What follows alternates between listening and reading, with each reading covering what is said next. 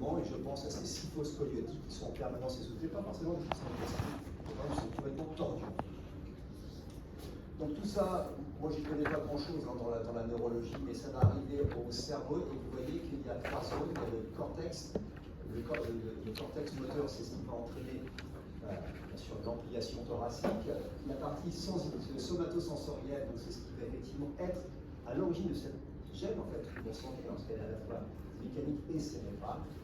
Et enfin, toute la partie régulation, accélérer la fréquence cardiaque, accélérer la ventilation, des mouvements beaucoup plus amples, etc. Et puis ça va redescendre, bien sûr, sur un organe qui est le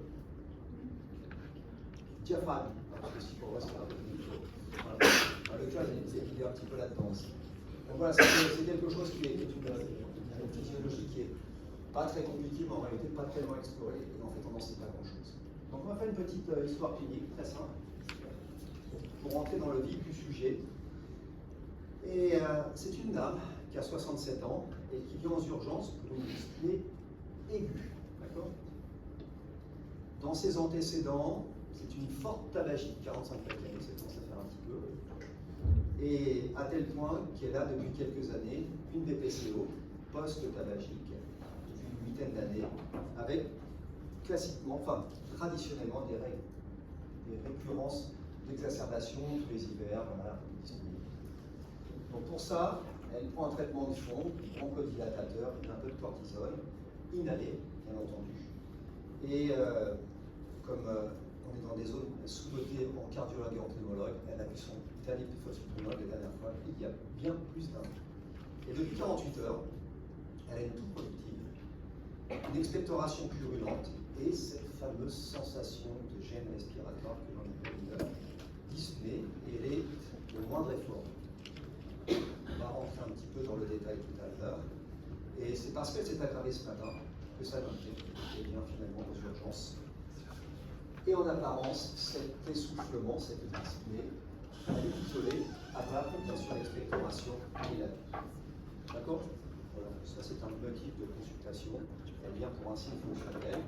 Et si ce signe fonctionnel est partagé entre la cardiologie et la pneumologie, dyspnée, c'est autant chez les cardiaques que chez les respirateurs, donc les cardiologues connaissent bien la dyspnée, même si c'est une présentation de pneumologie, parce que cette observation a pour objectif de nous sensibiliser à un certain nombre de signes et de symptômes quand on est aux urgences ou en médecine générale.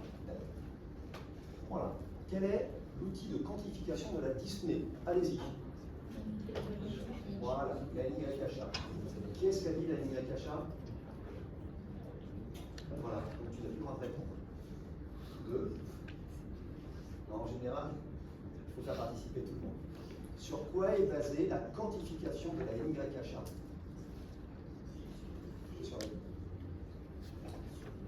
La dyspnée par rapport à... La quantification, quel est le paramètre du niveau d'effort? Ok?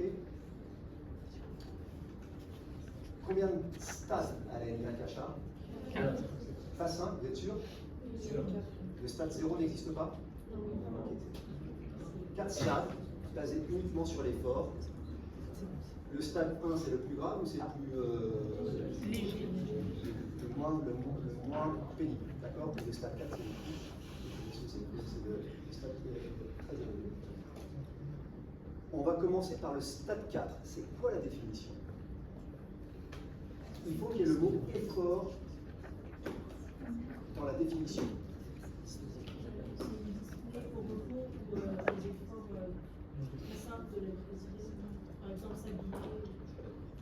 Est-ce que ta copine a raison? Qu'est-ce qu'elle avait la main?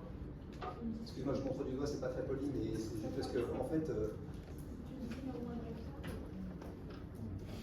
Autre? Ouais, c'est dyspnée tout le temps. Tout le temps, d'accord. Il y a d'autres de repos. Moi, dans la définition, il faut effort.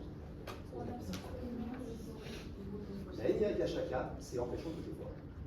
En fait, le malade, il lève la main, il est essoufflé. Donc, c'est pour ça que le repos est dedans. C'est empêchant tout effort. Ah, c'est très simple. Et le 1, puisque c'est l'opposé, permettant tout effort, ou en tout cas sans aucune gêne à l'effort. En fait, on est cardiaque, mais on va faire un marathon sans aucun problème, peut-être en 2h05, 2h07 comme il y a 5 jours, mais ne limitant aucunement l'effort. Et entre deux, il y a 2 et 3. D'accord. 2, c'est quoi? C'est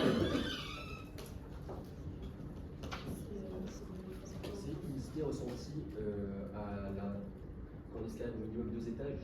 Ouais. Et 1 et 3, c'est moins de 2 étages.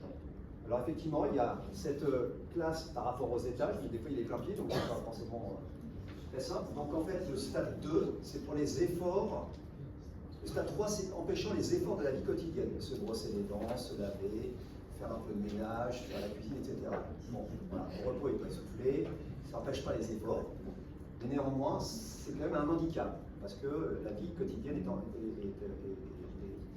très diminuée. Et puis le stade 2, c'est pour des efforts plus que la vie quotidienne, un peu plus intense. Voilà, faire une petite marche à pied, monter une petite côte, etc. Ok. Donc empêchant tout effort 4, permettant tout effort 1, et entre deux, eh ben, c'est rythmé par la vie quotidienne. Est-ce qu'elle est gênée ou pas? C'est 2, si c'est pas. Et si la vie quotidienne est gênée, c'est 3. Et effectivement, avec cette petite dichotomie sur l'histoire de la bouche. Voilà, donc vous lisez bien la description de la colonne 2, absence de limitation, incapacité à l'effort. Voilà, c'est ça la définition. Et puis entre deux, c'est limitation légère ou limitation très marquée. Voilà, là est arrivé à votre consultation, et en l'occurrence on est aux urgences, quelqu'un qui se plaint d'une dyspnée. D'accord. Donc, qu'est-ce que vous allez rechercher pour orienter votre hypothèse diagnostique? Parce que je vous ai parlé des 2 grands cadres nosologiques, cardiaque et respiratoire, et vous, il va falloir cheminer progressivement. Il ne s'agit pas de demander le scanner, la cour, l'angiopule, le machin, l'autoclinique. Non, il va falloir essayer d'affiner le diagnostic. Donc, quels sont les autres paramètres que l'on demande sur une dyspnée? Vas-y, je te laisse parler une dernière fois. C'est aigu ou chronique? Pardon? C'est aigu ou chronique? Alors là, on est sur l'aigu déjà. Donc, la chronique, ce sera tout à l'heure. Oui? C'est les facteurs déclenchants ou pas? Parfait, facteurs déclenchants. Il y en a 5 ou 6. Hein. Les signes associés, ça pourrait nous orienter si c'est plutôt cardiaque ou pulmonaire. Exactement, tout à fait. Si c'est une dyspnée à l'inspiration ou à l'expiration. Très bien, le temps, effectivement. D'autres, il y en a plein d'autres. Hein. Si ça réveille le nez. Par exemple, tout à fait. Spécialisation pour une position particulière. Exactement. Tout ça, tout est dit, hein, c'est bien. Tout ça, il va falloir le mettre, la dyspnée, machin, parce que ça oriente. Il y en a un très important que vous avez oublié. Il faut avoir la fréquence respiratoire. Ça, c'est pas de l'anamnèse, ça. Ça, c'est l'examen physique. D'accord?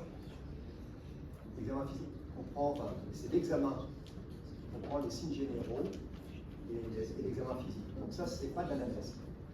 Est-ce qu'il y a des antécédents de dyspnée Les antécédents qui vont avec les traitements, bien sûr, hein, parce que l'ordonnance aide beaucoup hein, quand le malade est asphyxique. Ne lui demandez pas trop de choses. Oui? La position? La position, ça a été dit. Est-ce qu'il y a quelque chose qui aggrave, qui calme? Mais il y en a un qui est très important. Qu'est-ce qui distingue? Tu me dis, je te parler. Est-ce que c'est associé à une douleur? Signes associés, ça a été dit tout à l'heure. Ça, c'est ce qu'on appelle les signes associés. Donc, dyspnée associée à des signes cardiologiques, dyspnée associée à des signes respiratoires, on va bien sûr bien voir. Non, ici, en fait, on sait pas le signe associé. Qu'est-ce qui. Tu n'as pas d'idée? Non, mais si, mais j'allais dire, regardez s'il y a des signes hémodynamiques, enfin, si la personne a un signe, ça c'est. Physique, on va regarder la tension. Là, c'est le docteur qui agit, c'est pas l'interrogatoire. Qu'est-ce qui distingue une dyspnée d'embolie pulmonaire d'une dyspnée d'un insuffisant cardiaque qui sont connus cardiaques depuis 2-3 ans?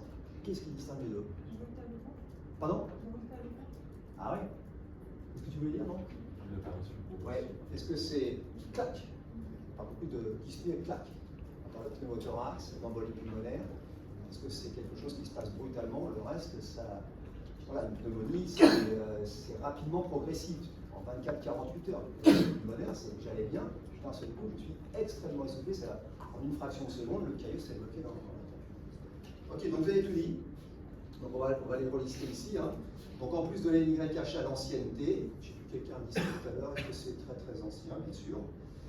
Le mode d'installation brutal, rapidement progressif ou progressif, hein. Voilà, ça c'est un élément d'orientation extrêmement important. Les signes accompagnateurs, avez-vous de la fièvre, des frissons, les autres signes fonctionnels à orientation respiratoire, qui manquent un petit test respiratoire, cardiologique aussi. Très important, hein, parce que c'est comme ça qu'on va cheminer sur une forme cardiologique ou une forme respiratoire. Des facteurs aggravants. Qu'est-ce qui aggrave une dyspnée au décubitus? Le AOP? Oui, l'AOP, c'est plus pour le pinard, appellation d'origine. Et pourquoi pas, après, à 14h, après un bon petit verre de vin rouge, pourquoi pas, hein. OAP. Et qui est-ce qui soulage une dyspnée en allant à la fenêtre?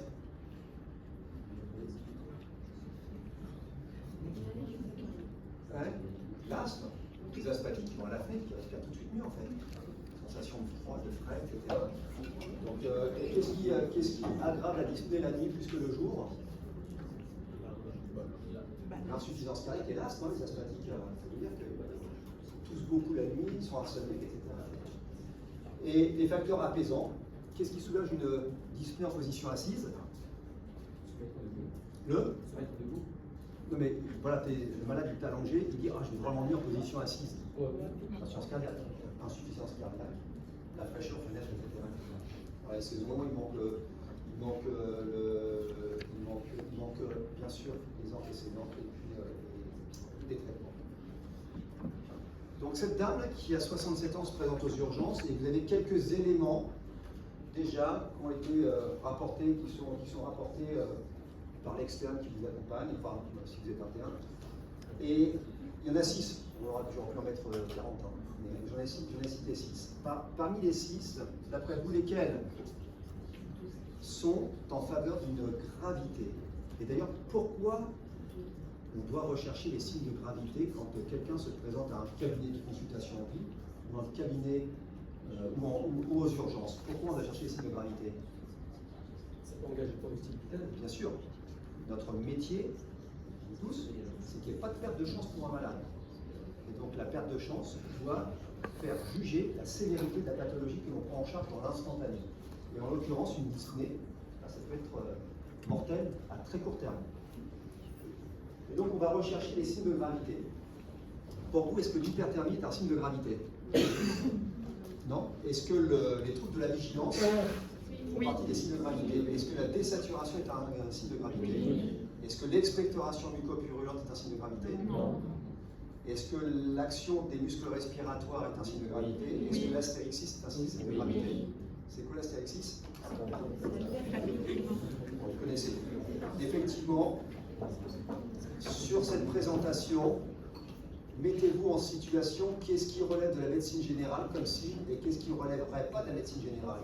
Un médecin généraliste de l'hyperthermie, il y en a tous les jours, mais on ne voit pas les malades d'urgence. Il a un papy qui crache parce qu'il a une petite bronchite aiguë, il n'y a pas l'organe d'urgence. Par contre, s'il voit que le papy a les yeux, les doigts bleus, somnolents, et qu'en plus de ça il flappe, c'est sûr que c'est un signe de gravité et il va adresser le patient aux urgences. Donc on va voir les 3 grands chapitres qui orientent vers une insuffisance respiratoire avec des critères de sévérité très importants. Ça s'appelle comment ça? Pas marbreur. Marbreur, c'est la système marbré de la peau, c'est-à-dire des plages blanches avec des nervures rouges. Ça, c'est pas une marbrure. Les marbrures, c'est essentiellement au genou, sur la poignée, les cuisses et rarement sur les mains. Ça s'appelle une cyanose. D'accord? Où est-ce qu'on peut retrouver la cyanose? En dehors des doigts, il y a 3 endroits dans le corps où on regarde la cyanose. Donc les doigts, les lèvres. Ok. Les ailes du nez?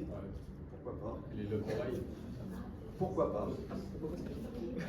Où est-ce qu'ils mettent les saturomètres, les infirmières? Hein, le lobe d'oreille, violet, c'est vraiment violet. Hein. Bon, les trois principaux, c'est l'oreille, les doigts et puis la cyanose des lèvres. Donc, vous enverrez des patients avec des cyanoses. Hein, alors, c'est très grave parce que ça signe que la saturation elle est vraiment très très basse. Donc là, on a mis des seuils d'anormalité, mais en général, quand on est cyanique ou cyanosé, on est plutôt à 80-82 de saturation. D'accord? Extraction maximum de l'oxygène, donc l'hémoglobine devient bleutée au niveau des dégriments, comme c'est sur cette diapositive. Donc vous avez ici les signes d'hypoxémie dans la définition. Et vous avez vu que chez le patient comorbide, donc celui qui est en plus de ça, qui est cardiaque, diabétique, vieux, etc., on a des seuils d'hypoxémie qui sont effectivement plus hauts, c'est-à-dire moins de 94%. L'hypercapnie, ça vous parle? Oui. D'accord, ok. Voilà, ici vous avez tous les signes d'hypercapnie qui sont en soi des signes de gravité. Donc on peut les classer en 3 grands chapitres. Donc il y a les signes neurologiques. Alors encéphalée, ça c'est plutôt un interrogatoire chronique. Mais en revanche, la confusion, hein, vous verrez, je ne sais pas si vous êtes déjà passé aux urgences en réanimation, mais on voit souvent des BPCO très hypercapniques parce qu'ils font une insuffisance, ils ont une infection pulmonaire ou une bronchite aiguë ou une hyperoxygénation, c'est la gastrogénie pure, mais ça peut arriver. Et l'hypoxémie va entraîner une bradypnée, la bradypnée va entraîner une acidose respiratoire, et le malade va s'endormir tout doucement. Les stratégies de gravité, effectivement, il va tomber dans le coma avec toutes les conséquences que ça a. L'astérixie, c'est un signe aussi de souffrance centrale, on va voir ce que c'est tout à l'heure, j'ai une image. Et bien sûr, le coma étant la forme la plus évoluée avant la mort. Les signes respiratoires de l'hypercapnie, alors ils ne sont pas conséquences, ils sont plutôt causes. Quand on retrouve la respiration lente, voire la bradypnée, c'est un signe qui va entraîner une hypercapnie par mauvaise compensation de la ventilation. Et enfin, les signes cardiovasculaires, tout patient hyperacide, en général acide, que ce soit une acidose métabolique ou respiratoire, eh bien, sera très tachycarde avec des risques d'arythmie. Voilà, ça vous le connaissez, c'est l'astérixie, vous voyez à quoi ça ressemble. Donc, voilà. Alors, vous avez vu, soit c'est spontané, donc on fait, mais c'est pas si évident que ça, soit on peut en mettre en tension les muscles de l'avant-bras et ça déclenche l'astérixie. Vous voyez que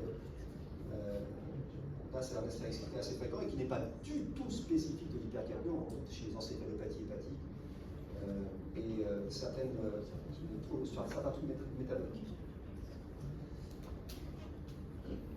Après la cyanose, après les signes d'hypercapnie, on va commencer à examiner le malade et quels sont les signes de gravité que l'on va rechercher physiquement.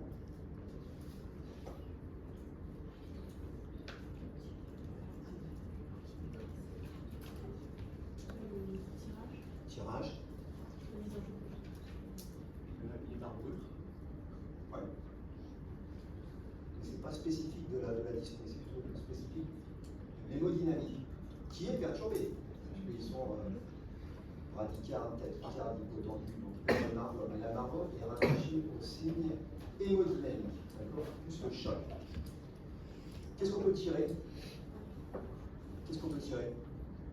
Tirage, tirer.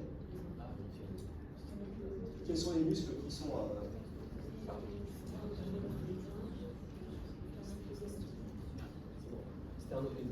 ouais, ok. Donc, creusement de ce creux-là. Quels autres? Intercostaux. Quel autre? Voilà, ce qu'on appelle la balance thoraco-abdominale, c'est-à-dire qu'en fait c'est l'abdomen qui fait gonfler les poumons. Et voilà, on les a pas tous vus, il y en a qui utilisent les bras aussi pour détendre la cage thoracique, c'est beaucoup plus grave, c'est que ça. Ok, donc on a vu les 4 signes. Utilisation des muscles accessoires, donc balance thoraco-abdominale, tirage intercostal, pas de aussi. Donc voilà, ça il faudra le rechercher, c'est très physique. Donc vous avez ici un patient qui, bon, c'est peut-être pas très visible parce que l'image n'est pas de très bonne qualité, mais c'est essentiellement intercostal. Je ne sais pas si vous voyez entre les côtes, les muscles intercostaux sont en action pour la respiration. Voilà. On a à peu près tout vu, et ça c'est important, parce que là, si vous ne faites pas le diagnostic d'urgence vitale, donc de réanimation, le malade, une douleur, dans les 5, 10, 15 minutes qui viennent. Hein. C'est très très grave. Hein. Si c'est une Disney en plus qui est adossée à une hypercapnie ou une embolie pulmonaire massive ou un OAPS constitué comme ça, vous n'allez pas passer à côté. Il y avait des signes qui vous aident et puis en général le malade est quand même vraiment pas prêt. Quelques dyspnées un peu particulières. Vous avez dû entendre parler de la respiration de Kussmaul. C'est le malade qui respire. Il compense en fait. Il compense une acidose métabolique. Donc il respire très très fortement. Si vous le faites, vous allez être en alcalose respiratoire. Qu'est-ce qui va se passer? Vous avez déjà fait ça? Vous faites plus du pipeau là au collège, des trucs comme ça? Vous avez déjà fait ça? Et tout tourne, hein? L'alcalose, c'est comme le machin que. Le petit bonbonne que l'on voit dans la rue, là. Le protoxyde d'azote, quoi. Essayez, vous allez voir. On entend vraiment beaucoup. Et puis il y a le shell stop. Ça, c'est une dérégulation de la commande centrale, souvent par bas débit. Donc, vous voyez que sur l'image du bas, le patient va faire des grands mouvements respiratoires, qui vont progressivement s'atténuer, faire une pause, et il va repartir sur des grands mouvements respiratoires. Donc ça, c'est une grande souffrance de la commande centrale. Donc c'est les encéphalopathes, les cérébraux lésés, les insuffisants cardiaques, non pas à cause du cœur, mais parce que le cœur n'alimente plus assez le cerveau. Donc en fait, c'est vraiment une atteinte de la commande centrale. Ok? Donc là, sur cette petite présentation clinique, est-ce qu'il y a des signes de gravité d'après vous? La fréquence respiratoire polypnique, un peu plus de 20, hein, on dit entre 12 et 20 la fréquence respiratoire. En soi, ce n'est pas un signe de gravité, il compense quelque chose. La saturation, un peu basse ou pas? Elle est comment vide. Elle a l'âge, elle a la BPCO post-tabagique, donc ça en fait déjà deux. On n'avait pas la taille, le poids, etc. Donc elle est comorbide, donc elle est effectivement un peu hypoxémique. Mais est-ce que c'est catastrophique? Non. La pression artérielle, est-ce qu'elle est bonne ou pas bonne? L'hémodynamicien, t'en penses quoi? Elle est bonne, oui. La fréquence cardiaque? Immense. Voilà, et puis l'auscultation, en tout cas, on n'y précise pas qu'il y a des tirages, on ne précise pas qu'il y a des anomalies quelconques. Et il n'y a pas d'insuffisance cardiaque parce que l'examen sera holistique et complet. On peut très bien faire une décompensation de BPCO et en même temps faire un peu d'hypertension dans les poumons à cette occasion et avoir un petit mot. Donc voilà, ça peut être associé. Quand vous êtes aux urgences, hein, vous avez déjà fait un peu le tour du patient. C'est une BPCO, qu'elle est disponible, avec un critère de gravité. Donc vous avez ici un certain nombre de tests à orientation cardiologique ou pneumologique. Il faut en choisir que 3 parmi tout cela. Vous choisissez lesquels. Et c'est toujours comme ça. Hein. N'allez pas chercher des trucs très compliqués. Déjà, vous avez une partie de la réponse.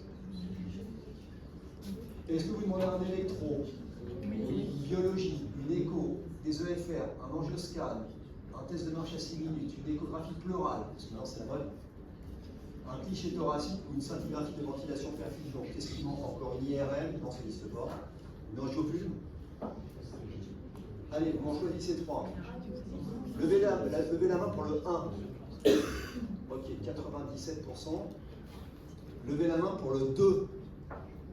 96%. Pour le 3. J'aurais dû faire un clap parce que ceux du fond voient que personne ne lève la main, donc ils ne lèvent pas la main en fait. Ah, c'est ça, hein? Tu veux une écho? Ouais, peut-être tu vas être cardiologue, c'est pour ça aussi. EFR. On va dire 1%. Un angioscan. 0. Test de marche à 6 minutes. Donc pourquoi pas, hein? Un peu de chose à faire. Une écho pleurale. 2%, 3%. Un cliché thoracique, quand même. 98%. Et une scintigraphie de ventilation perfusion. Pour rechercher quoi, par exemple? La scintigraphie, c'est pour envoyé pulmonaire. Envoyé pulmonaire. Envoyé pulmonaire. Chronique. C'est pas l'examen de l'aiguille, hein, d'accord? Donc les bonnes réponses sont effectivement le CG, la biologie, dont les gaz puissants, bien sûr, et le fichier thoracique. Allez, on attaque par le CG. Qu'est-ce que vous voyez? Allez, on va commencer par l'équipe de gauche pour le rythme. Oui, madame. Pourquoi la scintigraphie ventilation perfuse, c'est pas l'examen de PLU? Parce qu'en fait, c'est l'examen des embolies pulmonaires chroniques, parce qu'en fait, ça correspond à des processus de remodelage, de cicatrisation des artères pulmonaires. Donc tu verras des caillots chroniques, attention chroniques, hein, c'est-à-dire tout blanc, comme une cicatrice qui est blanchâtre, hein, très en distalité, là où le scanner ne voit rien du tout. Voilà. Par contre, c'est un gros caillot proximal qui bouge partiellement l'artère, ce qui peut arriver, qui continuera à perfuser, et donc la scintigraphie va avoir en distance. Donc pour l'aigu, les gros troncs, les membres de première division et de seconde division, c'est l'angiospasme en urgence. Rarement, on demande une scintigraphie, sauf contre-indication à l'angioscanne, insuffisance rénale, et on sait qu'on va faire un diagnostic de grande précision. Allez, le rythme et la fréquence cardiaque.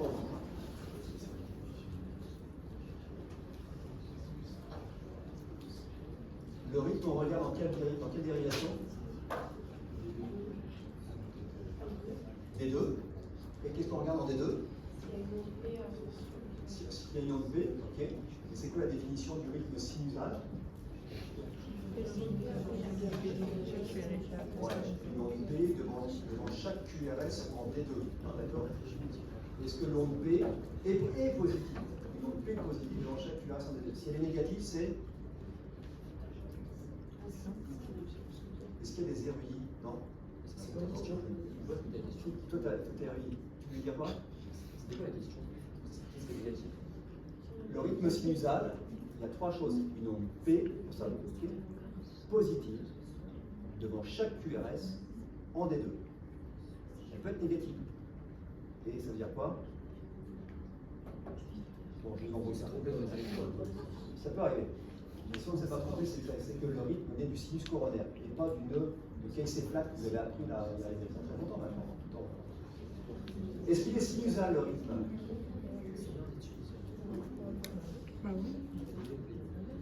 C'est ça l'onde P? Non, Tu dis stop. Ok, elle est positive? Elle est devant chaque QRS? Elle est en D2? C'est un rythme. La fréquence cardiaque maintenant, l'équipe de gauche. La technique, on prend un grand QRS qui tombe sur un gros carreau comme ça, là, une grosse ligne. Ça, c'est la ligne des quoi? Il faut savoir ça. De façon de dire très rapide en électro. C'est la ligne de quelle fréquence là, ici? On prend ce QRS là. Ça, c'est la ligne de quoi? 300. 300.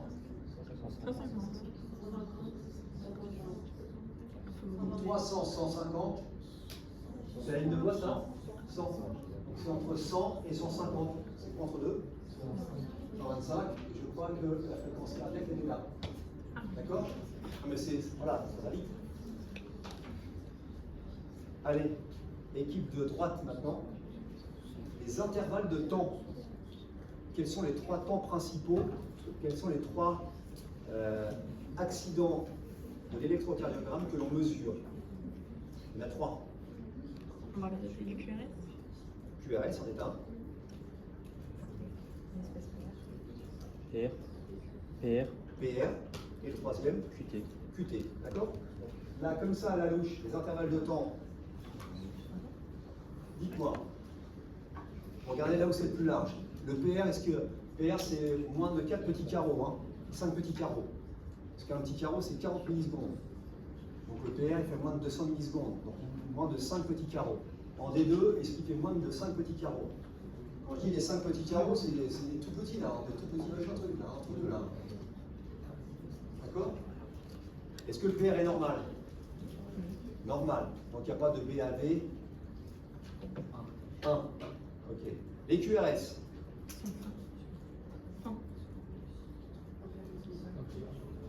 Alors c'est peut-être pas si très évident.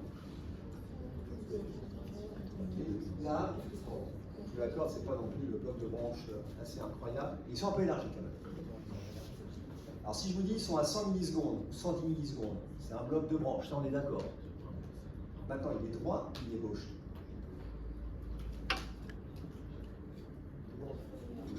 Ouais, il est gauche.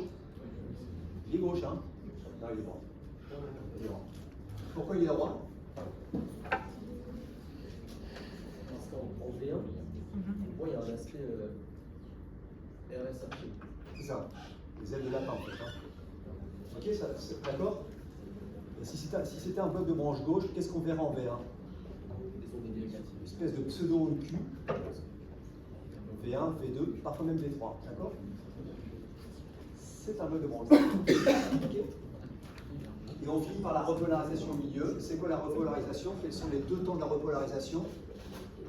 Le... J'ai entendu? Longue T. Et puis, ce machin qui monte et qui descend là. Le ST, d'accord? Est-ce que le ST est isoélectrique? Est-ce que les ondes T sont positives? Allez, je vous laisse regarder.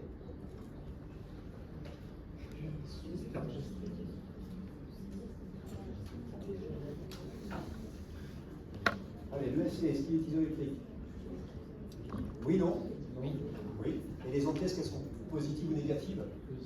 Positive. Partout? À part en ADR. En AVR, ok.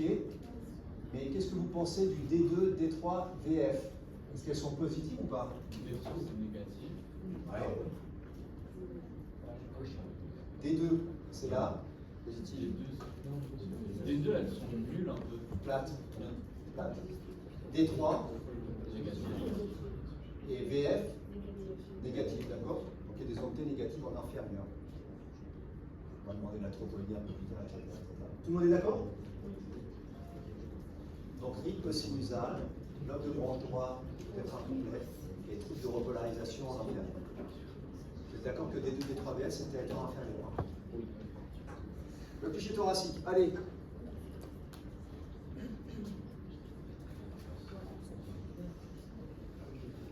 Est-ce que c'est une radio de bonne qualité? Quels sont les critères de bonne qualité d'une radio? Ouais.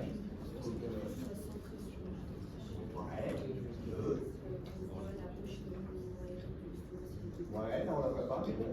Et autre chose pour la pénétration de la radiologie, s'il n'y a pas trop de rayons.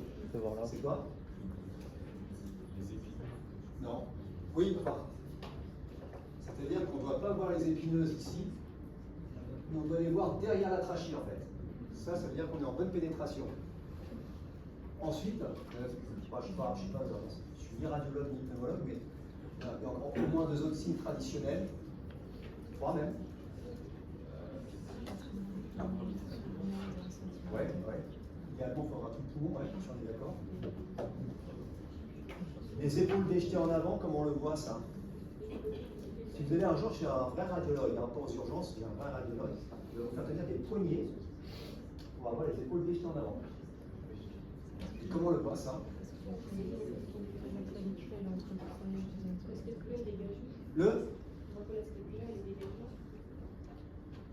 La scapula, c'est l'omoplate, hein, c'est ça? Je suis un peu vieille école. Non. En fait, on voit les crossus claviculaires en principe sur la radio, quand les épaules sont vraiment dégagées, les clavicules s'abaissent. Et là, on voit bien les dômes pleuraux au-dessus de la clavicule. C'est vrai que les radios faites aux urgences, les malades sont comme ça, le truc il arrive comme ça, on voit la clavicule dessus. Quatrième, cinquième,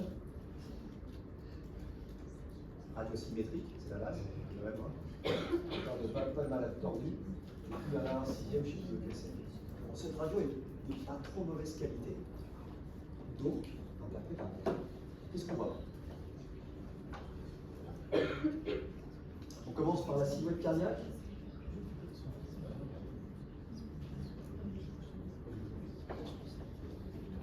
Cardiomégalie ou pas de cardiomégalie? Non. Comment on calcule ça sur le cliché thoracique?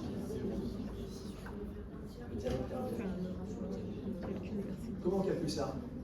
Ça s'appelle comment? RCT. Le RCT, ouais.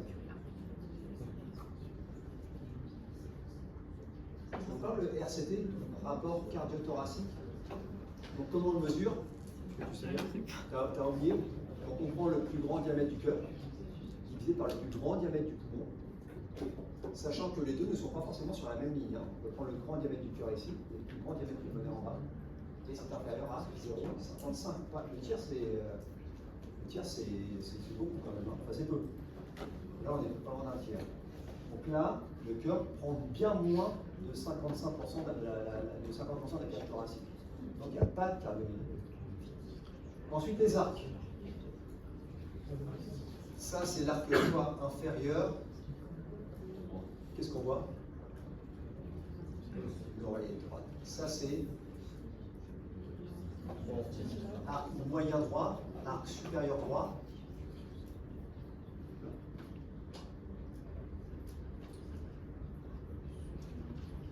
Est-ce qu'il y a un arc moyen droit? Non, il n'y a qu'un arc supérieur droit, hein, qui correspond soit à la veine cave, soit une partie de l'artère pulmonaire. Ça, c'est quoi ça? L'arc. Ouais, mais d'abord, on l'appelle comment? Arc supérieur gauche, qui correspond au bouton aortique. Arc moyen gauche, qui correspond à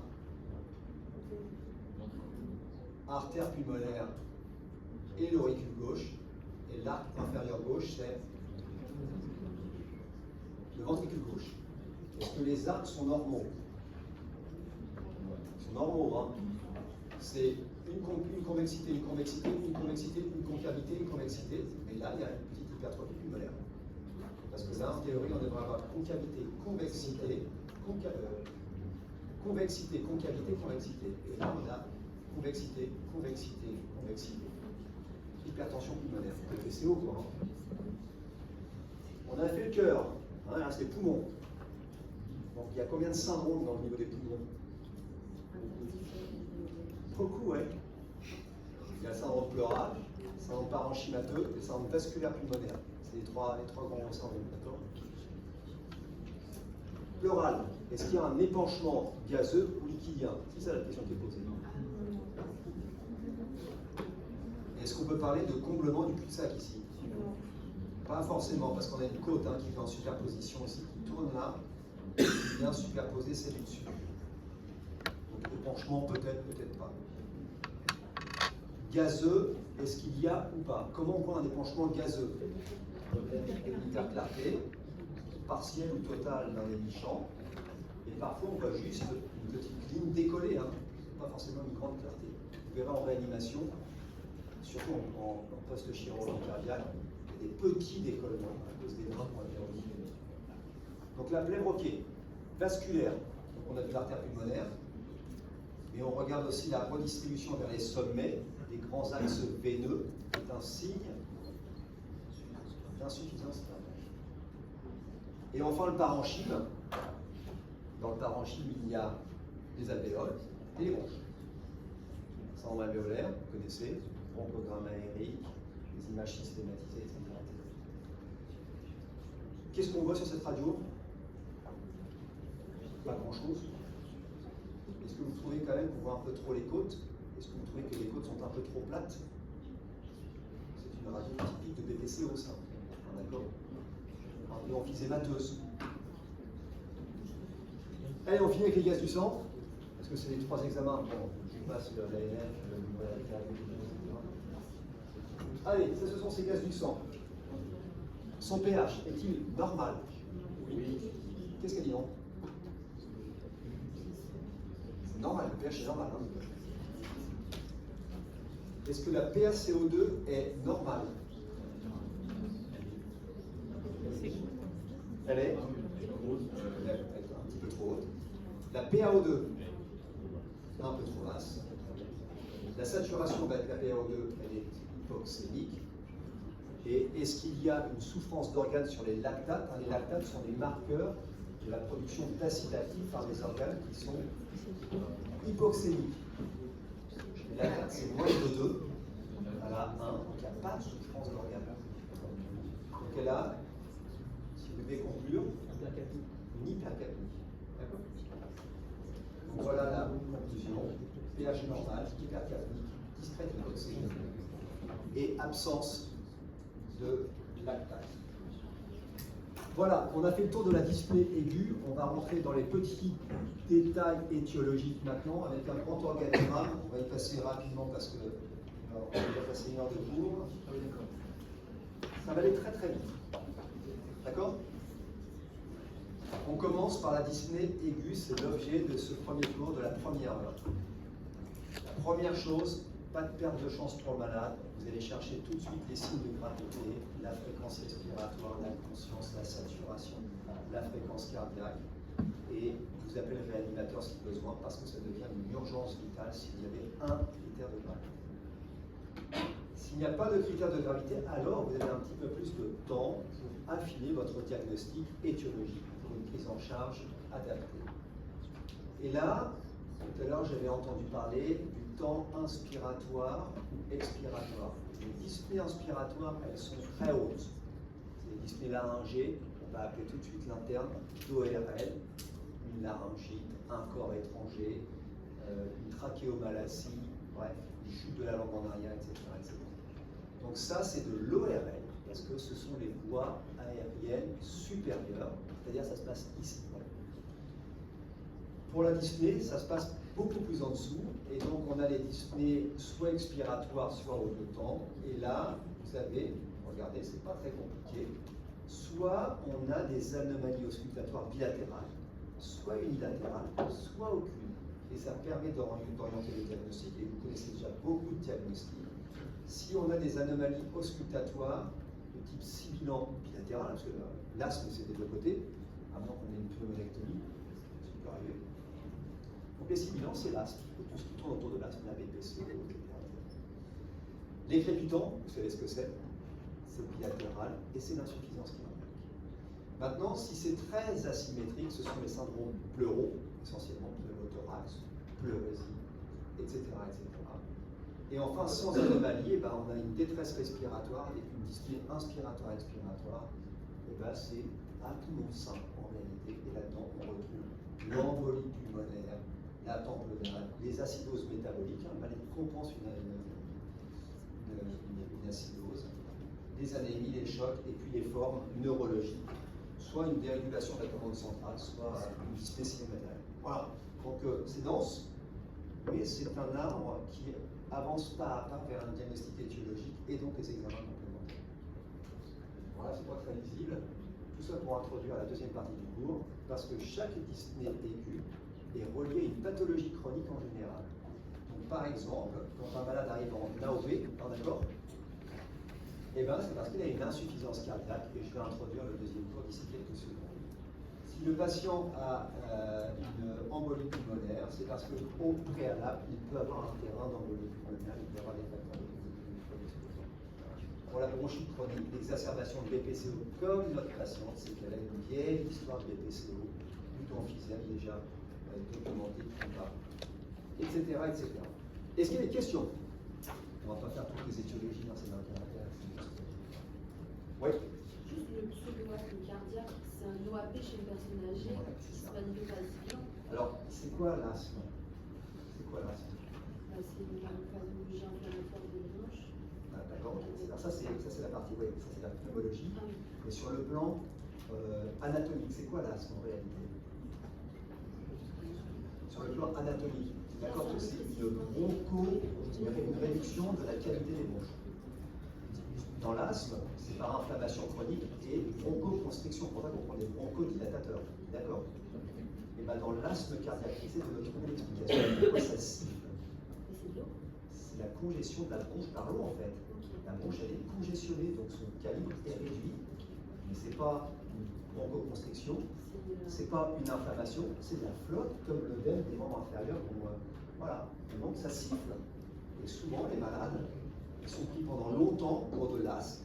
Donc papy avec 78 ans, ça fait déjà 3 semaines qu'il voit le médecin traitant, que le médecin traitant traite pour une bronchite aiguë, à coup de bronchodilatateur, ça ne marche pas. Ce traitement c'est de l'asthme en réalité. Et donc il arrive avec des œdèmes comme ça, il fait une cure de diurèse et puis il respire dans la bouche. Donc c'est pas un pseudo-asthme, c'est un asthme cardiaque, parce que la bronche elle est réduite par œdème. Allez, dyspnée chronique avec un focus sur l'insuffisance cardiaque. Bon, ça c'est un petit schéma qu'on pose dans les questions. Donc vous voyez quand même que le cœur, même s'il est dissocié sur cette diapositive, il est réuni dans le massif cardiaque et est interconnecté avec tous les organes. Et donc on va avoir des insuffisances cardiaques droites et des insuffisances cardiaques gauches, ça vous le savez déjà. Chaque insuffisance cardiaque a une phase de bas débit d'aval et une phase de congestion d'aval. Et donc c'est pour ça qu'une insuffisance cardiaque du ventricule droit, ça va entraîner un bas débit pulmonaire, une désoxygénation et dyspnée, on peut être dyspnée dans une insuffisance cardiaque droite. Et la phase congestive à droite, ça sera le foie, la veine cave, les jambes, le ventricule droit, etc., qui sont congestifs. Pour la partie gauche, la phase bas débit concerne tous les organes, en particulier le rein, le cerveau aussi. Vous posez la question, le cerveau aussi? Oui, mais moi? Normalement, on a une régulation de la commande du cerveau par ici, là, au niveau du globus carotidien. Donc en fait, sauf si on est vraiment à l'article de la mort, il ne faut jamais perdre de vigilance sur un surcardiaque, même s'il a deux débits cardiaques. Parce que c'est tellement protégé le cerveau, il va se mettre en vasoconstriction, il n'y aura plus de rein, il n'y aura plus de foie, mais il y aura toujours le cerveau bien alimenté. Donc le cerveau est protégé, toujours. C'est l'organe le plus noble. Donc la phase de bas débit, c'est la valve, et la phase de congestion, pour le cœur gauche, c'est quoi? Quel est l'organe congestif dans le cœur gauche? Les jambes. Il y a un organe avant les jambes quand même, dans le cœur gauche. Les poumons. Ok. Ils sont là. Donc voilà ce circuit fermé et toute sa régulation. Vous connaissez le débit cardiaque? C'est marqué sur la diapositive. À chaque battement, ça fait combien de litres, millilitres d'éjectés si on va à 60? 100 millilitres. D'accord? En 60 battements, 100 millilitres, ça fait 6 millilitres. C'est énorme ce 100 millilitres. C'est pratiquement un demi-verre d'argent. C'est énorme. Vous comprenez que quand on a une blessure grave, en général, en 30 secondes, ça fait.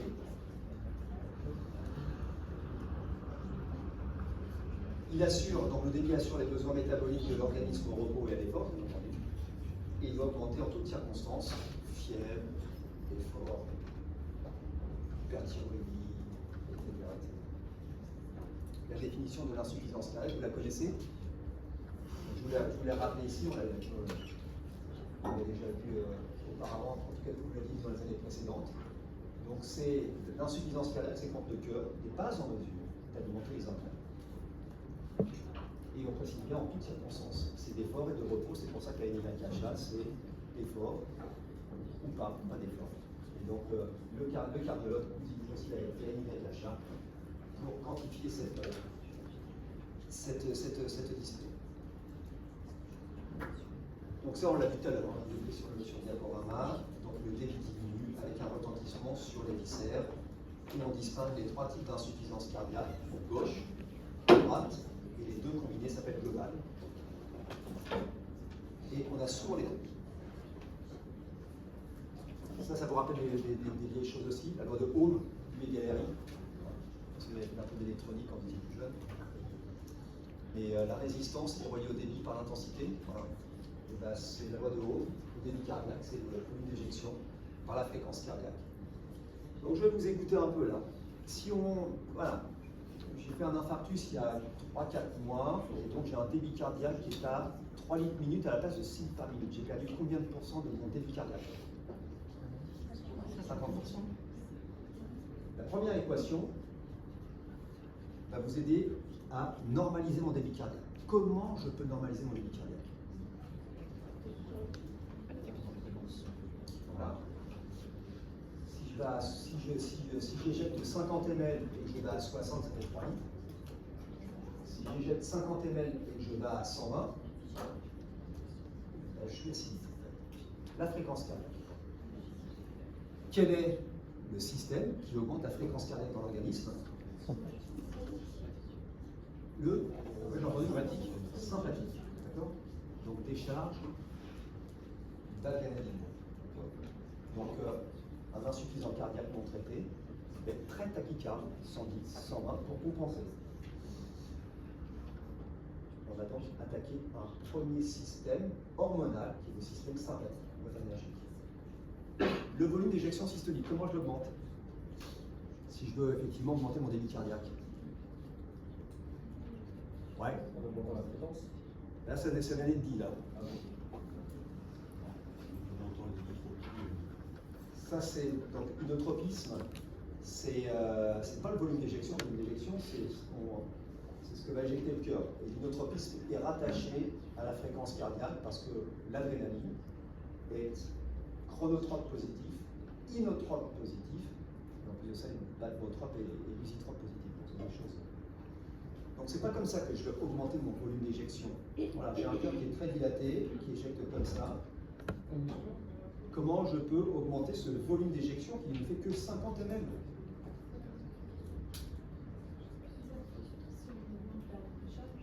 Voilà. En fait, il va falloir que je gonfle mon cœur. Et qu'est-ce qui entraîne un gonflement de l'organisme? Quel est le système neuro-hormonal qui est extrêmement dangereux pour un insuffisant cardiaque? On a tous là, hein?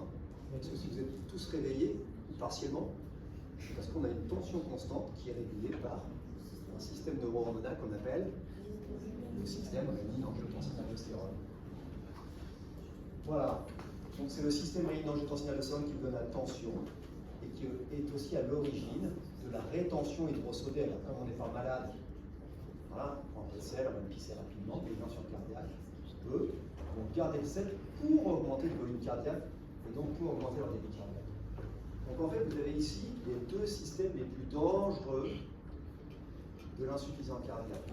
On pense qu'on va compenser l'insuffisance cardiaque, mais en réalité, on va tuer le malade. Parce que la congestion, c'est l'OAP asphyxique. Et la tachycardie, l'adrénaline, c'est quoi? Pour ceux qui ont un défibrillateur à la sortie de la femme, c'est le point subit en fait. Hein. D'accord? Voilà, donc on a vu l'augmentation du volume d'éjection systolique, c'est la rétention hydrosodée. Donc activation du système rénine-angiotensin-aldostérone, là-dedans les BPLP, etc., etc. Et la fréquence cardiaque, c'est le système sympathique. Ça, je passe. Ça, je passe, je viens de le dire à l'instant. Je réinsiste. Le système rénine-angiotensin-aldostérone, c'est bien quand on n'est pas trop malade. Adrénergique, c'est bien quand il le faut. Et c'est très dangereux quand on est très malade.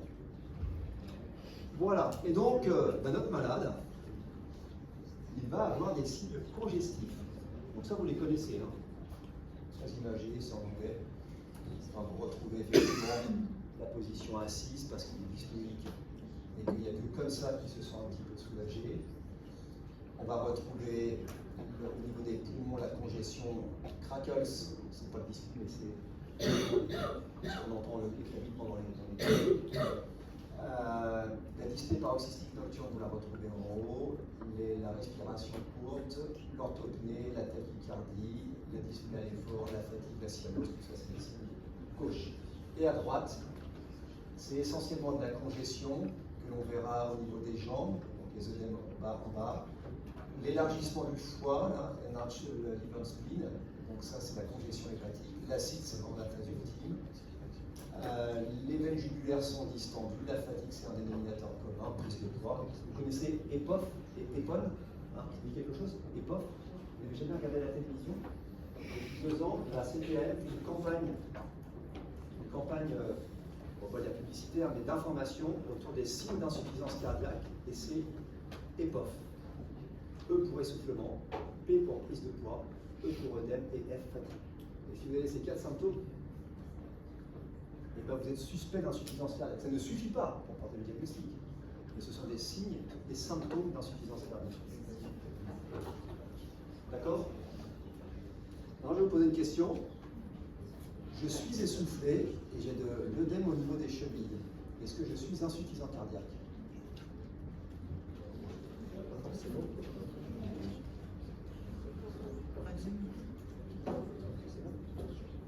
forcément. Ça peut être d'autres choses. Ça peut être autre chose. Et on va donc attaquer autre chose. Il y a un malade qui va vous voir, c'est une insuffisance cardiaque jusqu'à preuve du contraire. Parce que l'insuffisance cardiaque repose sur des signes et des symptômes uniquement. C'est la définition. Ce sont des signes et des symptômes. Donc, vous avez ici un patient qui dort assis, qui a un peu d'œdème au niveau des chevilles, il est insuffisant cardiaque. Et c'est la preuve du contraire qu'il va falloir effectivement documenter. Vous êtes d'accord? Voilà. Maintenant, on va le documenter. Comment allons-nous le documenter? Là, je vous donne, allez, 30 € et vous me donnez la réponse à ça. C'est pas facile, hein? Vous avez que 30 € pour trouver la réponse. C'est-à-dire qu'en fait, ce que je vous demande, c'est pas des machins qui s'appellent IRM cardiaque, 4D, 4 Tesla, volumétrique. Vous avez 30 € en main. Vous devez trouver chez ce patient qui vient vous voir, docteur, je dors assis et j'ai un peu d'œdème. Ah, c'est une insuffisance cardiaque, il va falloir que j'étoffe. Vous avez deux choses à faire. Non. Des éléments d'orientation. Alors, c'est pas clinique. Parce que la clinique, vous l'avez fait en fait, hein, globalement. Vous avez deux choses. Allez, je vous écoute, hein, parce que 30 €, c'est un peu mal quand même. J'ai pas envie de les perdre. Sur les deux antécédents. Allez, je vous écoute, Allez, je vous laisse encore 30 secondes. Lâchez-vous, lâchez-vous. Ok. Du coup, c'est un interrogatoire, c'est avec le patient. Interrogatoire. Et puis un examen complémentaire. Un seul.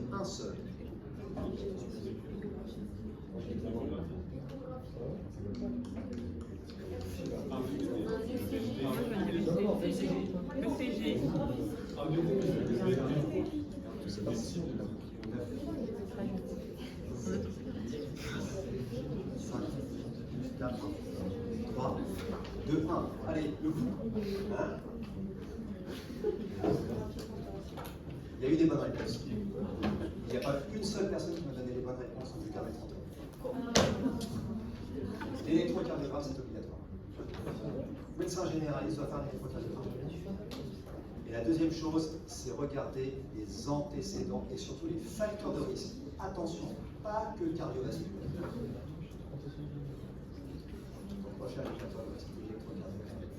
Ça, c'est l'organigramme que vous devez, en tout cas, enregistrer. C'est cet organigramme-là qui nous sert de diagnostic à l'insuffisance cardiaque, étape par étape. On ne va pas arriver tout de suite avec le scanner, la coro, l'IRM, etc. On doit avancer pas à pas. Donc le malade, il y a des signes et des symptômes très suspects. Et maintenant, je vais faire son électro et je vais le réinterroger. D'accord? Et là, l'interrogatoire va être sur ça. Et ça, vous le connaissez partiellement, parce qu'en bas, vous voyez les facteurs de risque traditionnels. Diabète, hypertension, hypercholestérolémie, surpoids, tabagisme. Parce qu'il y en a d'autres. Il y a la chimiothérapie, l'intoxication à la télé, qui ne sont pas des facteurs coronariens, mais des facteurs myocardiques. Et ça, il va falloir les enquêter. Là, je l'ai dit, les femmes sont prédisposées, ce d'autant qu'elles ont eu de l'éclampsie ou de la préclampsie. Vous voyez, voilà, avez-vous une chimiothérapie dans l'enfance, une chimiothérapie anticancéreuse du sein qui est très toxique pour le cœur, les anthracyclines par exemple? Avez-vous une consommation d'alcool importante qui n'est pas du tout une source de coronaropathie? Non, c'est ça, c'est quand on boit de l'AOP, ça protège les coronaires, pas tant que ça. Donc on va rechercher les facteurs de risque, non pas de coronaropathie, d'insuffisance. Et on va passer à l'électrocardiogramme. Qu'est-ce qu'on va rechercher sur l'électrocardiogramme? Tous les insuffisants cardiaques ont un électro anormal. C'est pour ça qu'on fait l'électrocardiogramme. Qu'est-ce qu'on va rechercher? Quels sont les deux grands signes d'orientation? Par exemple. Par exemple. Un bloc de bouche. Super. Plutôt gauche, plutôt droit. Ok. C'est pas mal. Par exemple. Et surtout. peu. On va aller plutôt dans le non-sinusal, justement. Allez. Donc, les grands signes. Et quand on fait un électrocardiogramme à un patient qui a une vraie insuffisance cardiaque, c'est pour ça qu'on a fait le diagnostic, il a une arythmie, une fibrillation, un extrasystole. Ça, c'est le côté rythmique. Et puis de l'autre côté, il a des troubles conductifs, une HVG, qu'il a dit, l'atrophie ventriculaire gauche et les feuilles. Il a un règlement gauche, il a des troubles de repolarisation, il a une etc. Donc on va rechercher ça. Ça, là, les électros qu'on a envie. On n'a pas d'insuffisance cardiaque à électro normale, ça n'existe pas. Ok? Oui, bon. Voilà, là on est chez le docteur, et puis là on va commencer à parler de prescription. Et on a fait le diagnostic. Tu veux poser une question? Maintenant, là, son électro n'est pas tout à fait normal. Il a eu des anthracyclines, pour un Hodgkin par exemple. Et en plus de ça, il était soufflé avec des œdèmes. Bon, là, c'est quand même très suspect. Là, vous devez maintenant confirmer. Comment confirme-t-on par la biologie? Ouais. BNP pro Voilà. BNP, ça te va? BNP, hein.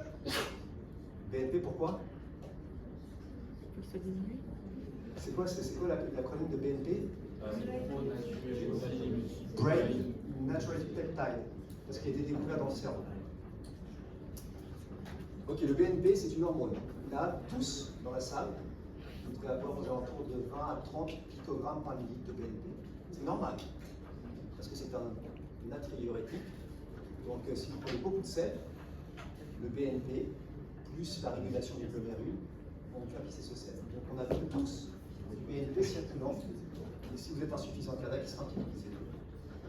C'est effectivement le BNP. Vous avez déjà entendu parler du NT-proBNP, ça vous dit quelque chose?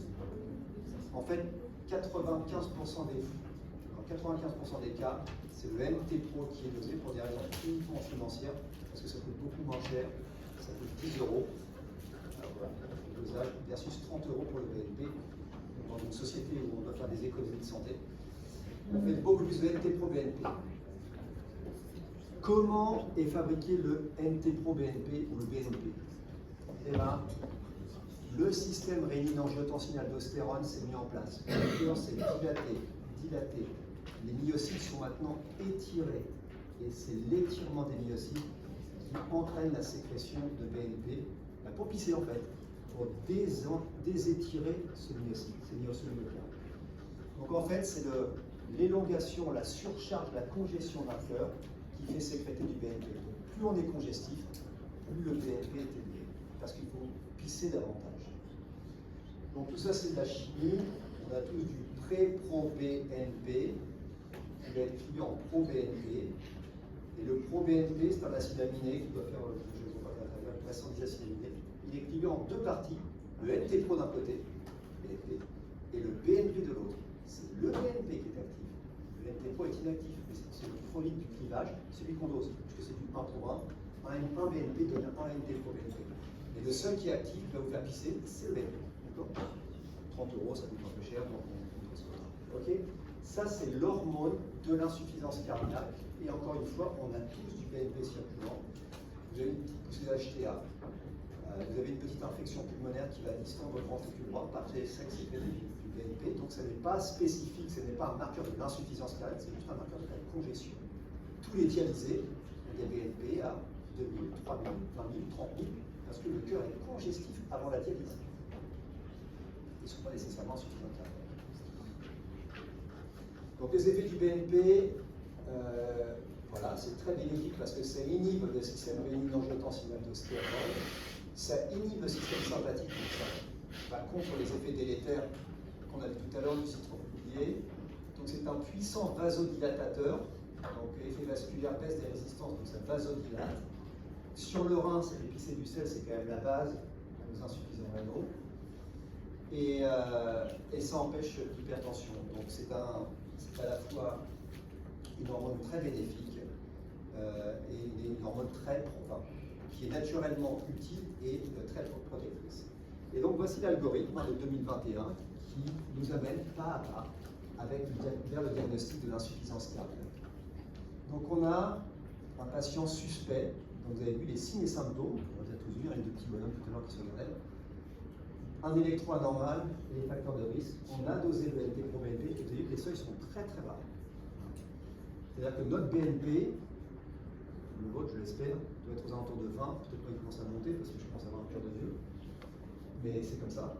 Et donc il va peut-être monter à 30, 35, 40, 45. Donc en fait, je suis peut-être déjà en train de démarrer une petite insuffisance cardiaque très très très débutante, asymptomatique, pour lequel je ne prendrai pas de médicaments. BNP 35, au-dessus, insuffisance cardiaque.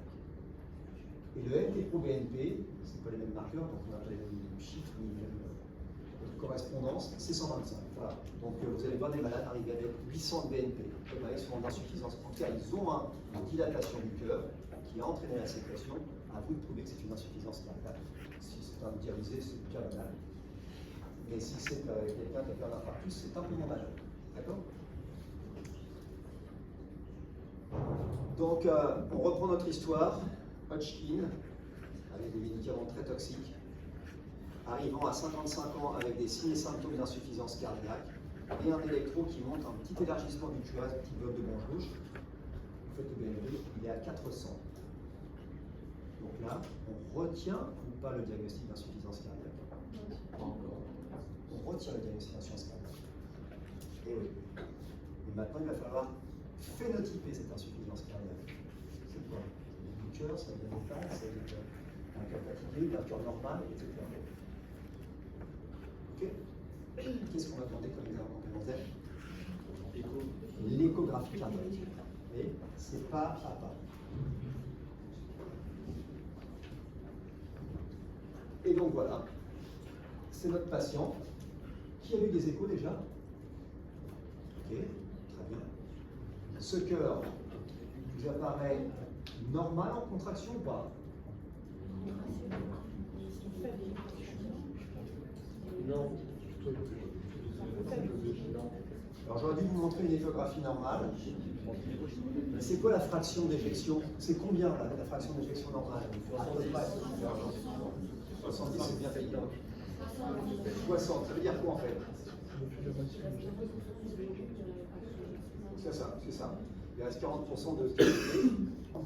Dit différemment, il se contracte, il varie de 60% autour de son grand diamètre. 60%. 60%, ça fait ça en fait. Hein. Et là, vous voyez ça, vous voyez, sur l'image, là, vous voyez ça, vous voyez plutôt un truc comme ça. Tous comme ça. Ouais. Un peu fatigué, quoi. Ouais. D'accord. Donc ça s'appelle une insuffisance cardiaque à fraction d'éjection. Faible. Telle. Faible. C'est pour une telle? Faible. Faible. Voilà. Alors oui. Mais il y a un terme médical. Altéré. Vous pouvez dire, enfin, on comprendra si vous dites faible, altéré, ABC, basse, etc. On dit réduite, c'est le terme employé, hein. Insuffisance cardiaque à fraction d'éjection réduite. Ok? Donc ça, c'est un cœur de quelqu'un qui est très fatigué. Donc l'échographie cardiaque va permettre de calculer la fraction d'éjection, va permettre de calculer les dimensions cardiaques, détecter une valvulopathie, détecter une atteinte du péricarde, mesurer les pressions dans le cœur, de la congestion, etc., etc. Et pour rendre les choses un peu plus compliquées, l'insuffisance cardiaque à fraction d'éjection réduite, vous la voyez ici. Donc c'est une fraction basse, avec des signes et symptômes, plus le TPOVP, etc. Et bien, il existe une insuffisance cardiaque avec une fraction d'éjection conservée. Donc on dit, pas conserver, on dit préserver. Je ne sais pas si c'est pour marquer, c'est marqué préserver. C'est-à-dire qu'en fait, le malade, il a tout. Le LT provénique kétamine 800. Il a fait un ODL pulmonaire. Il a pris d'alcool. Et son cœur, il est comme ça en fait. C'est une insuffisance cardiaque à fraction d'éjection préservée.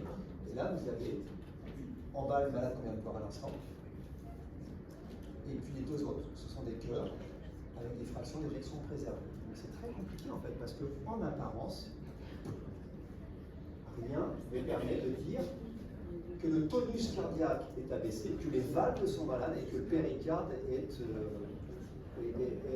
au stade de tamponnade, je ne sais pas trop quoi. Et donc ça c'est très très difficile. Et ça existe parce que, pour ceux qui sont passés en cardiologie, pour 100 malades admis dans le service, il y en a 50 pour la fraction en haut à gauche et 50 pour la fraction en bas à droite. Donc on a les deux phénotypes principaux. Et qu'entre deux, c'est un cœur un peu altéré. Si on regarde la pointe du cœur, ça se contracte un petit peu moins bien. Et là, c'est toute la difficulté parce que qu'est-ce qui se passe? Le cœur est bon en apparence et pourtant, le malade a fait un ADQ.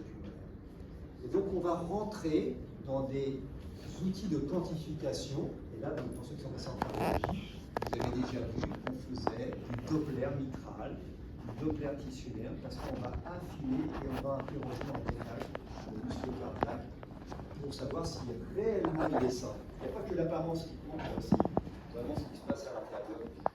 On va utiliser des outils de quantification. Bon, ben, je vous ai dit l'alcool, la chimiothérapie, mais en réalité, quelle est la première cause d'insuffisance cardiaque à fraction d'éjection réduite en France?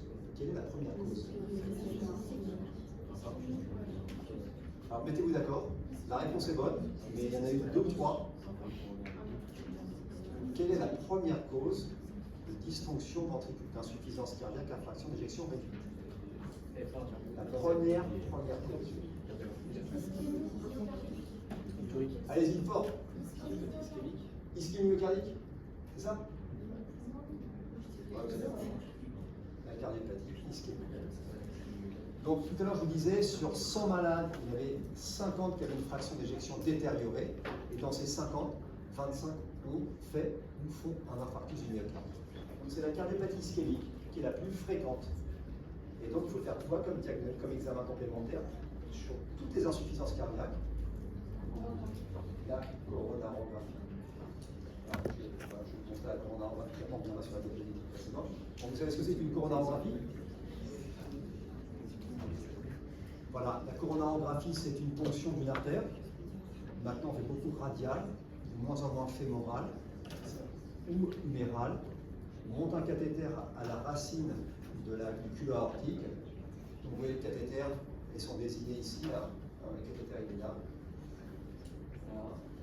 Et il y a 2 coronaires, une à gauche, une à droite. Donc on va le cathéter est préformé pour aller un coup à droite, un coup à gauche. On injecte un agent de surface qui va opacifier la lumière. Et puis on va regarder s'il y a un rétrécissement, voire une occlusion complète. Et si besoin, on traite par dilatation de l'artère pour récupérer du tonus, pour que le malade ait moins mal et pour que le pronostic soit bien sûr meilleur. Donc elle est incontournable, comme c'est marqué dans la diapositive. Tout insuffisant cardiaque à fraction basse doit avoir une coronarographie. Tous. Les autres causes, bon, on en a un peu parlé, toxiques, bien sûr, c'est pour ça que c'est un anamnèse. Donc il y a la chimio, l'alcool, après il y a des formes un peu plus rares, des formes génétiques, des formes métaboliques et les inflammations. Ça c'est pour les atteintes du muscle. Maintenant, on peut être en insuffisance cardiaque parce qu'une valve est malade. J'ai entendu tout à l'heure rétrécissement aortique, c'est probablement la deuxième cause après la cardiopathie ischémique, et en numéro 1 la cardiopathie ischémique, puis la valvulopathie aortique. Il y a toutes ces autres pathologies. Ok? Pour le cœur droit, quelle est la première cause d'insuffisance cardiaque du cœur droit? J'ai entendu insuffisance veineuse. Envoyé pulmonaire. Ok. Insuffisance cardiaque gauche. Ok. Le cœur gauche. Pareil. 2. Donc la première cause, c'est bien sûr le cœur gauche. Parce qu'en fait, c'est connecté. Hein. Le seul organe entre les deux, une espèce d'éponge qu'on appelle le poumon. Les insuffisants cardiaques droits en général résultent d'une insuffisance cardiaque gauche. Et toutes les autres causes sont beaucoup plus marginales et rares. Donc vous avez la BPCO qu'on a vu tout à l'heure. La patiente qu'on a vu tout à l'heure aux urgences, elle peut très bien avoir une exacerbation de BPCO. et présenter une insuffisance cardiaque droite parce qu'elle a une petite poussée d'hypertension pulmonaire sur sa BTC. Donc elle va avoir les DVDA, vous oubliez, c'est la dysplasie rythmogène, la suite l'infarctus du VD, c'est rarissime, et puis les atteintes du péricarde, c'est aussi rarissime. Donc ce qu'il faut retenir, c'est que le cœur droit, c'est souvent un cœur gauche qui retentit à droite. Voilà, on en a presque terminé. Et on va faire la thérapeutique maintenant. C'est simple. Il n'y a pas beaucoup de médicaments. Vous les connaissez, puisqu'on, sur le plan physiopathologique, on a déjà abordé 2 systèmes délétères qu'il va falloir bloquer. Et on va commencer par la prise en charge holistique du patient, c'est-à-dire les facteurs déclenchants. Je ne sais pas s'il y en a qui sont passés récemment avec moi en cardiologie, mais quand je fais la visite, on fait toujours une insuffisance cardiaque aiguë, avec un facteur déclenchant qui est celui-ci sur une cardiopathie dilatée ou pas. Et avec ça, on traite tout. Donc on fait une insuffisance cardiaque aiguë, on traite la phase congestive, avec un facteur déclenchant que l'on traitera. Ils sont listés ici. Ça peut être un sang coroné aigu, ça peut être une poussée d'HTA, ça peut être une infection quelle qu'elle soit, une infection urinaire, une résipelle, une grippe, un Covid. La non-observance, c'est très important. Il y a des malades qui sont insuffisants cardiaques qui prennent leurs médicaments une fois de temps en temps. Il y a la Blasélix. Les toxiques, souvent les anti-inflammatoires déclenchent des insuffisances cardiaques. Et puis quelques troubles métaboliques ou grossesse ou anémie. Donc en fait, il y a toujours un facteur déclenchant. 95% des cas que l'on doit traiter, parce que si on ne traite pas, ça veut dire que ça va revenir 15 jours plus tard ou 2 mois plus tard. Donc on va traiter ça, on transfuse, on met de l'EPO, on met du pharyngète, on traite par antibiotiques, on rééquilibre les tensions artérielles, on prend en charge une dysthyrollie, on traite un syndrome d'une hypocalcémie, hypercalcémie, etc. On revascularise un problème. Donc le facteur déclenchant, il n'est donc pas traité. Après, il y a les règles hygiéno-diététiques. Donc, voilà, c'est du bon sens. C'est ce qu'on appelle la phase d'éducation thérapeutique, l'éducation au signe d'alerte, l'éducation au traitement et l'éducation à la qualité de vie. Donc, c'est un régime peu salé. 6 grammes, c'est déjà pas beaucoup. Mais ça suffit pour éviter la rétention de procédés. L'arrêt du tabac, l'arrêt de l'alcool, les vaccinations, la contraception, limite activité physique, donc ça c'est très important. Ça c'est du copier-coller pour toutes les pathologies chroniques. Hein. Asthmatique c'est pareil, diabétique c'est pareil, insuffisant rénal c'est pareil. Donc ça c'est le tir d'orchestre des règles hygiéno-diététiques de toutes les maladies chroniques et cardiologiques en particulier, et encore plus l'insuffisance cardiaque. Réadaptation, c'est obligatoire aussi, maintenant on fait partie du traitement. Recommandation 1A, comme on dit, c'est-à-dire que si on limite de faire, il y a une place de chance pour malade. Donc il y a des centres de rééducation qui sont en train d'être un peu partout. Alors la rééducation, elle se fait en théorie par un cardiologue, parce qu'il y a toujours ce côté un peu risque cardiologique, plus poursuivi que décompensation, parce que la décompensation, quand même, ça arrive pas en 30 secondes, encore peu. Et c'est une rééducation qui est intensive, parce que le malade va venir 3 fois par semaine dans un centre lourd, réadapté pendant 1h30, et ce pendant 5 semaines, avec un effort qui va être calibré en fonction de ses possibilités. Certains commencent simplement par faire un peu de presse des balles. Hein. D'autres ont commencé directement sur le vélo. Puis à mesure que ça va mieux, hein, on augmente la charge, de presser des balles, après de passer au rameur, puis du rameur au vélo, et du vélo à la course à pied. Mais tout ça se fait vraiment de façon très contrôlée, et à tout moment, il ne faut pas arriver, il ne faut pas que le malade soit essoufflé. Donc en fait, on est dans la phase d'endurance et non de résistance. Tout ça, c'est expliqué ici. Je laisserai le regard tranquille. Les contre-indications en sport, on les passe. Voilà, donc après les règles hygiéno-diététiques, le sport, on va passer maintenant au côté thérapeutique, pharmacologique. Donc vous voyez ici qu'on a, j'ai remis les 2 systèmes. Je vais mettre une entre deux. Il y a le système sympathique, donc l'adrénaline, mort subite. Et de l'autre côté, on a le système rénine-angiotensine-aldostérone, donc augmentation du volume d'éjection systolique, rétention de OAP, congestion,